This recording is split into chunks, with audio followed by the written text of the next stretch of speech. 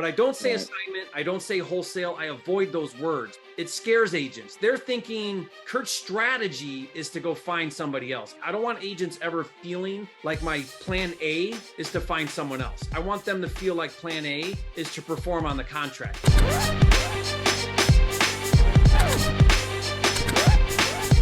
For a limited time, you can get a free copy of Jerry Norton's Data Cruncher software, which finds cheap houses in your area. Get it now at mydatacruncher.com. So I have a home that I'm trying to assign right now. I'm kind of butting heads with my agent a little bit. And so I told him that early on that the assignment was a possibility, it was one exit strategy. I asked him yesterday if I could send some people over there to look at it. And he said, well, who are they? And I said, they're partners and investors. And he said, well, what are their intentions? I guess he's a little wary of me assigning, even though he admitted that I could do it, but he doesn't want to because he's focused on getting to closing. And I know that I should just assure him that everything's going to be the same and that everything will work out fine. My problem is that this is my first rodeo, and so I have kind of this fear of being that bad wholesaler or making whatever mistake. Like, I'm not sure if it'll end up working. I'm doing everything I can to make it work. And I did tell him, like, this number might be a little bit tight, but as soon as we get people in there and we find out more, we may have to renegotiate. So I was upfront in that respect. Okay.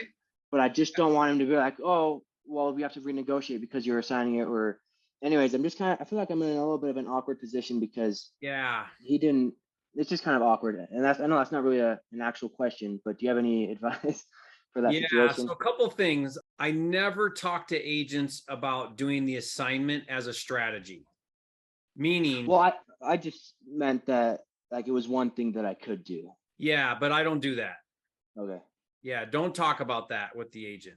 Well, the reason I brought it up was because in Arkansas, where I'm looking, there is a no assignment clause, and so I asked him to put and/or assigns just next to my name.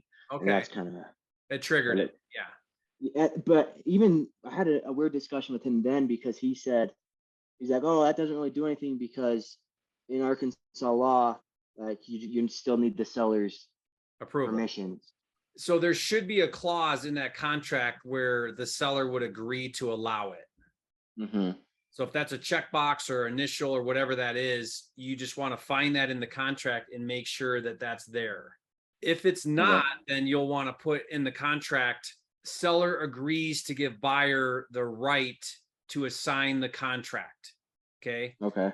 Now that's going to red flag. That's probably going to spur a conversation. So what now, right? Like, you brought it to their attention, even and/or signs, it's bringing it to their attention. Oh yeah. So I put and/or signs if I don't need to, meaning if my contract's assignable.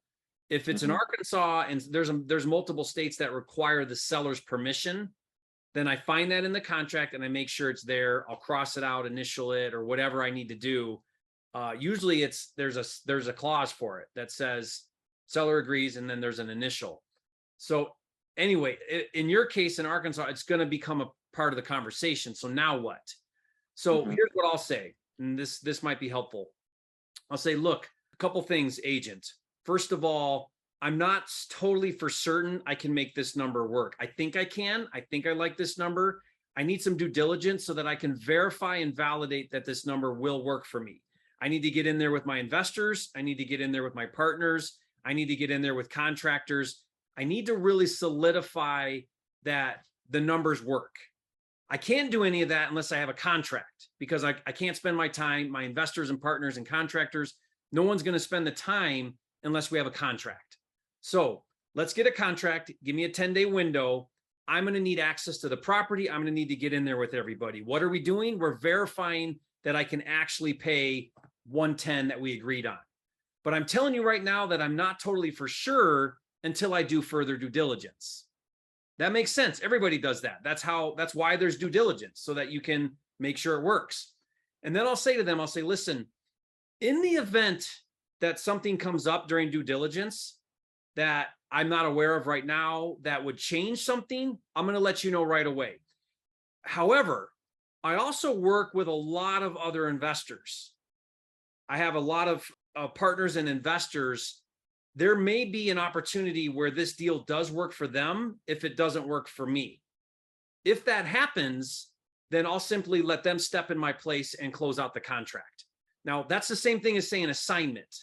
But I don't say Right. assignment. I don't say wholesale. I avoid those words because it scares agents. They think they're thinking Kurt's strategy is to go find somebody else. I don't want agents ever feeling like my plan A is to find someone else. I want them to feel like plan A is to perform on the contract, even if it's not plan A, which is why I still do that. Like, if you're a wholesaler, I think you need to take down enough contracts to where you can actually say, I buy properties sometimes, right? If all you ever do is the assignment and you can never say, I actually buy property sometimes, this is going to be, it's going to shoot you in the foot a little bit because you're not being honest or authentic, right? But since I actually do buy a lot of property because I fix and flip too, and if it's a good deal, I want to buy it, maybe I'll keep it as a rental, whatever. Even if that's your intention, you can say it if it's your intention. So again, I want to make sure the agent understands, listen, I work with partners, investors. I don't know if these numbers are going to work. If you're uncertain, like, be honest. I don't know. It's a little tight. We're at 140 right now. I know for a fact if I was at 120, it'd be a done deal. That would be a no-brainer because that number I know works for sure. 140, it's a little tight. I want to do it. I want to move to a closing and perform. I need some due diligence. I need to see if I can really make that number work. I take that position even now after thousands of deals. I'll tell the agent, man, 140 is a little tight. Let me see if I can make it work. If I can't, I also work with other investors that will gladly step in and close the contract. That would mean you get your commission, seller gets what they want. If I can't for any reason whatsoever, I'm going to bring it to your attention and I'm going to tell you exactly why. So I don't say I'm going to renegotiate. That's a given. What I say is I'm going to tell you what my problems are. I'm going to tell you what my concerns are. So then it's like, hey, you know what? I met out here with my investors and partners and contractors, and it's actually going to take $75,000 to rehab this house, not 40, which is what I originally thought it would take. And the reason why is because it needs a roof, it needs this. And I list out all these problems and all these issues. I have a reason why that number doesn't work. I never just say it doesn't work because I want a better deal. That's not going to fly. You're going to offend somebody. You're going to piss off an agent. You're going to upset the seller. But if you have legitimate reason why it doesn't work, even if you don't know what it is and your cash buyers are giving you a number, I say to my cash buyers, why can't you pay 150? I got the contract for 140. Why doesn't 150 work? Why do you have to be at 130? Well, and they're going to tell you, well, because it's going to resell at this, or because it's only a 2-bedroom, or it's on a busy road, or the rehab's bigger, or the rents are lower in that neighborhood. Whatever the issues are, now you have cause to go back and you have a reason now to tell the agent why that number doesn't work anymore. Well, it's all stuff that I've heard before, but it's just a matter of the rubber hitting the road, right? And Yeah, just kinda, definitely.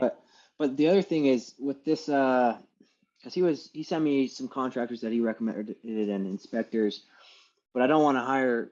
Is that normal for them to do that, or is he just trying to be overly helpful? Because he was kind of saying like, when are we getting this inspection going? Your due diligence is ticking, and anyways. Yeah. So what I'll tell the agents is I'll say, when I do my property inspection, I'm not going to hire a third-party inspector. What I mean by inspection is I'm going to go in there with my partners, investors, and contractors, and we're going to run our own numbers. And that's true because your cash buyers are doing that. They're running numbers. Yeah. And oftentimes cash buyers bring their contractors. I even will get contractors, even if I'm wholesaling, because if I can bring contractors in there as well, then that gives me more leverage with my cash buyers. So like, for example, let's say a cash buyer says, man, I can't pay that number because it needs a new roof. I'll say, well, what are you paying for a roof? And they'll say, well, that roof's going to be 10 grand. And I'll say, well, I got a bid right here for 7. Because I'm inviting contractors over there too. Why? I want to show the agent and the seller that I'm doing real due diligence. I want real numbers. I want to provide that value to my cash buyers. And it just gives me more to do, more to talk about, more to help the deal make sense. Right? So I don't always have contractors come, but if you're feeling like you need that for, like, let's say it's a big rehab, I'll have contractors go if it's a big rehab. If it's carpet and paint, no. If it's a simple, like you can see what it is really easily, carpet, paint, and kitchen, bath, fine. But I'm just giving you some ideas here to help the agent understand what's going on. So then I'll say to the agent, listen, I got a lot of people that need to come through this property. I have to have access. I can't have you unlocking the door for me every time people need to come through. I need the lockbox. I need to be able to get in here with everybody. Yeah, that's the other tricky thing, is just because there's a tenant. If it was vacant, I don't think I'd be running into any of these problems. Yeah. And so I asked if we could get people in, and I guess another frustration was he didn't want to have to drive the 30 or 40 minutes or whatever for all these people. And I was like, well, I don't care if you're there, just tell the tenant that they're coming. And so that's what we did. And I'm just waiting to hear back from the people who went today. And then if it is tenant occupied, you want to get everybody there at the same time. You can't be doing one at a time. You know, you want to do like the inspection party idea where you Even try to all the get, competitors. yeah, you together? try to get 5, Okay. 10 cash buyers at the same time. Okay. And then what I'll do is I'll give the tenant $100 gift card to go out to dinner or whatever. Get them out of there, get everybody in at once. Like what Ashley did. They got 4 cash buyers at once at the property.